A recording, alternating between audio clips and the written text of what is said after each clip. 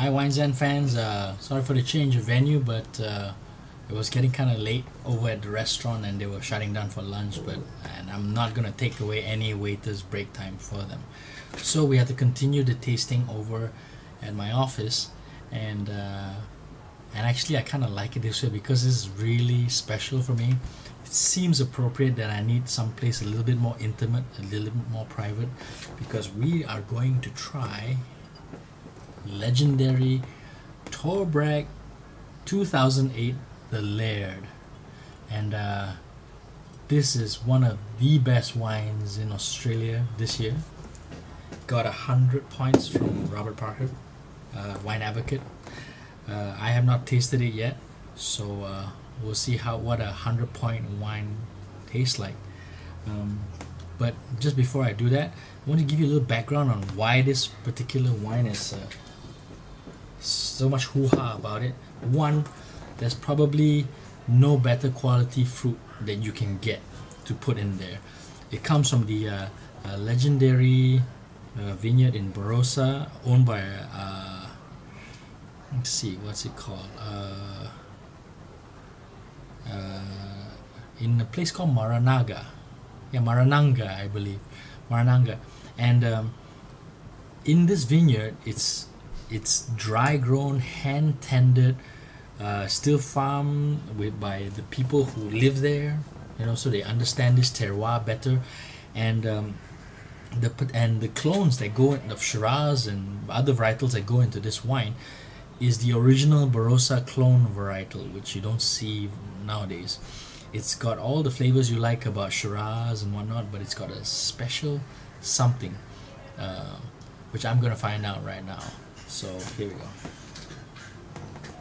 Check the color out on that.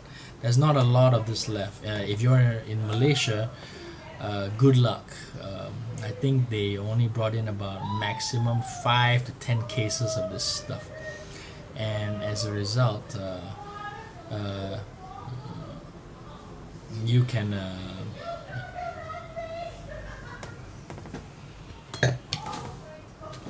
if you can hear that, that's the wife. She's really happy. There's a bottle of Run Rig, a bottle of Struy, and a bottle of Bothi. So she's really happy about it. Okay, so anyway, here we go. I was jumping right out of the glass. I mean, red, black, and even blueberry kind of fruits. Wow, it's almost like there's a thick density of aroma lingering, just flowing right out of the glass. I mean, like, I literally, when I put my nose to it, I actually feel like there's a barrier.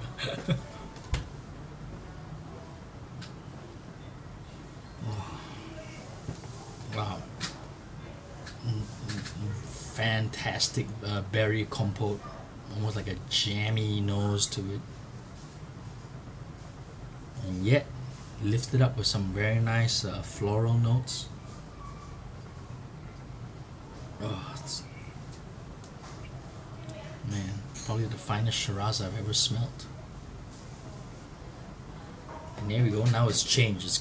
It's giving me meaty and smoke notes now. I don't know what the hell's going on. I got fruit, and all of a sudden it's almost like, aha! I'm switching the gears on you. Yeah, and definitely really heady. Let me check what's the alcohol on this thing. It smells oh my god, it's 15.5% alcohol, but I think they're under declaring. Man, I could smell this forever.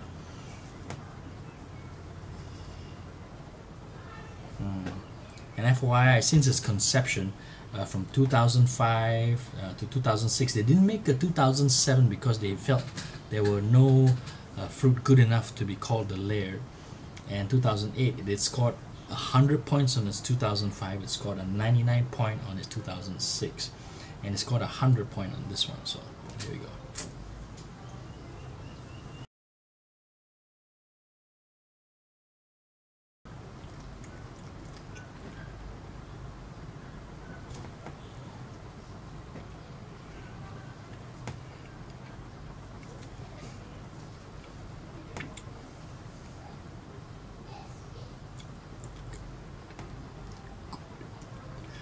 That's really good.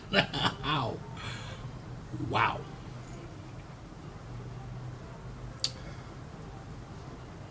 You know, it's very hard to put it in words, but from the minute this wine touches your lips and tongue, it's going to work. The acidity just kind of goes between both your tongue, between your tongue, and just starts to do its magic there, bracing itself for the fruit to come right in. And oh, it's rich, yet not overwhelmingly heavy. I get really concentrated amounts of berry smoke, definitely ripe fruit, really good spice, and I think I got a little bit of that, a little bit of hints of vanilla notes on this thing, and I think it's because there's like this wine spends 3 years in an oak barrel, and there's a story about that. The oak barrels that go into making this wine is actually from a cooper in France that really got fed up of commercial grade cooperages and decided to put out his own version of a terroir driven cooper barrel. So you got everything going for this wine. You got fruit that probably will cost you about $16,000 a ton of fruit to go in here, and you've got a crazy winemaking or a vineyard tending for that fruit. You've got a winemaker that's obsessive about the quality. Dave Powell's hand is in here, and just bloody amazing. Now I was tending the finishes now, but I was just this is a sensory overload wine, and it's still a baby.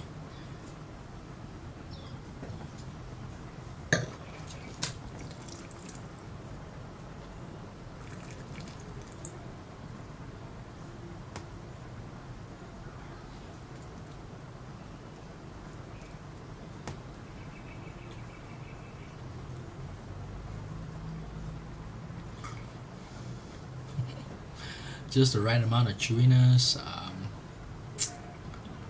still tasting it right now, and I've swallowed that for a while now.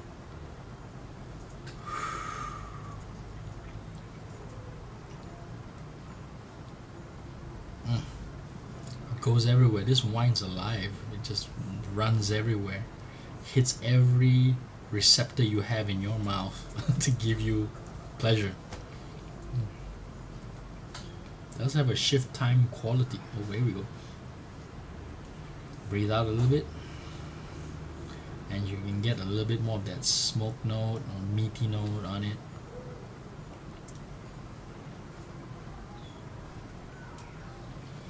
Wine's going for a 60-second finish now. Can it make it? Yeah. 60 seconds on the finish. Nice, gradual, a little bit of shift time there. Yeah, this wine's a winner. It's so concentrated. I'd be really interested to see how this wine evolves in about 5 years. I mean, right now we're drinking it way before its absolute potential. But in Malaysia, I think we're lucky to. I think Malaysia only got maybe 24 bottles of this. So if you're somewhere and you have the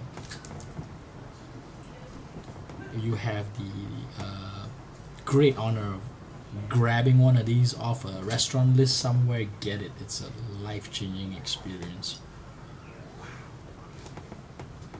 Oh yeah, that little bit there, that's for the wife. There's no way I'm gonna drink all of this and stay alive the next day.